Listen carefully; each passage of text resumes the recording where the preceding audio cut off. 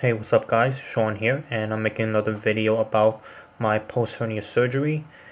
And this video is going to be a bit longer than the previous two because I'm trying to get you guys more details. So any of you who are watching who are about to do the surgery or thinking of getting the surgery, it will give you more information and hopefully some tips to make your life a little easier after the surgery.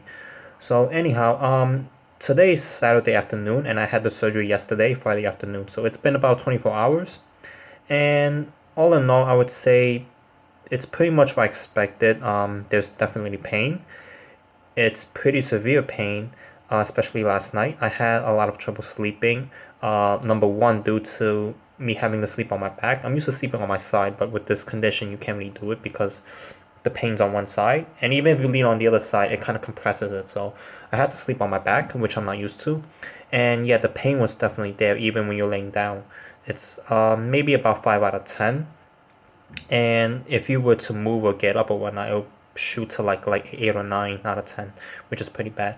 Now I will say one thing. I wasn't on any pain medication yesterday because when I got back, my pharmacy was closed, so I had to get the pain medication this morning. So last night I wasn't on pain medication, so the severe pain I was feeling, some of you might not feel that same intensity. It might be less if you're taking the medication right before bed. Speaking of, I'll show you what I'm taking. So the first thing is I have the pain medication here. That's oxycodone, which I'm taking one pill every 4 hours. And I have this is MCD doculate, whatever this is. It's basically a stool softener because the pain medication constipates you. So that is to offset that. That I'm taking once every 12 hours. Now let's go into more detail. A few tips like do's and don'ts. The first thing, which I realized yesterday after surgery, when you're going into surgery, you should probably wear some really comfortable pants. I kind of went in jeans, which I realized later was stupid because after the surgery, the area is swollen, which I'll show you guys right now. So that's basically it. It's on my right side, and you can't really tell from this angle, but it's a bit swollen. So it was like that yesterday too after the surgery. So when I'm putting on like my jeans, and even though I didn't put the belt on, even the putting the top button on, it was like really tight. It was constricting. So for you guys, I would suggest not to make that same mistake. Wear sweatpants or PJs or something where it's very loose near the belt area. So because if they're swelling, it won't restrict that. What else? Oh, in terms of sleep, so this morning when I got up, and also last night when I went to the bathroom, it was really painful getting up from bed. I would suggest having a chair or stool or something sturdy next to your bed so you could kind of use that to prop yourself up. Because essentially when you're getting up from bed, you're doing a sit-up, and after the surgery, it hurts like hell to do a sit-up. It's really, really bad. And I realized this morning, and yeah, tonight I'm gonna put like a nightstand right next to my bed so I could use that to prop myself up. So I would suggest doing that. And speaking of last night using the bathroom, so I'm gonna go into that. Whether you're pissing or shitting, it's gonna hurt. I'll just let you know right now. Even when you're peeing, that small pressure you need to kind of push that out, it hurts. And yeah, shitting definitely, it's pretty bad. Even with the stool softener, it's bad.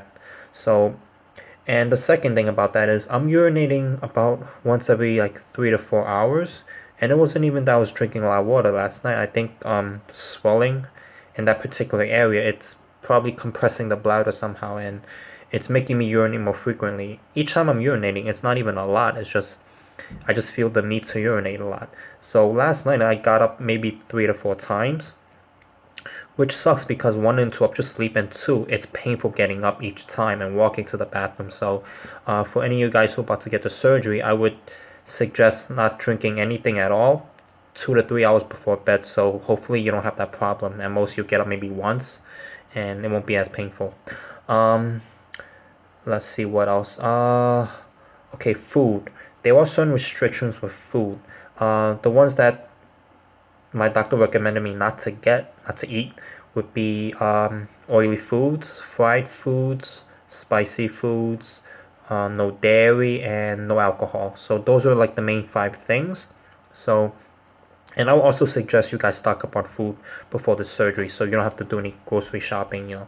Of course, if you live with friends or family, then you should be alright. But if you're kind of staying with by yourself, or if you have roommates, which I do, but I do my shopping by myself, it's a bit difficult. So you want to stock up on those things, and also laundry. You want to try to get that done. Have at least a good week and a half of clothing, clean clothing, so you don't have to do laundry for a little bit.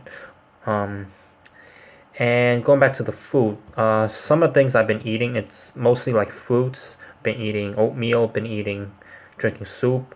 I would suggest staying with foods and that kind of like that, like really soft food. So because it hurts the shit, you want to try to eat things that's easy to pass. I would stay away from like meat and stuff because, or things with like just really grainy things. I think that would make it really hard to pass, and you'll have to exert more to push it, and I think that's gonna hurt a lot. Speaking of from experience, even with the pain medication that I got, it's pretty strong and it still hurts using the bathroom. Okay, what else? Walking. Walking is not too bad if you're walking slow. Anytime you kind of speed up, if I'm walking normal speed, it hurts. So I have to walk really slow, and I have trouble standing up completely upright. Like I crouch over a little bit when I'm standing. If I stand completely upright, it really hurts that area. And I think that's about all I have so far. Oh yeah, there is one more thing.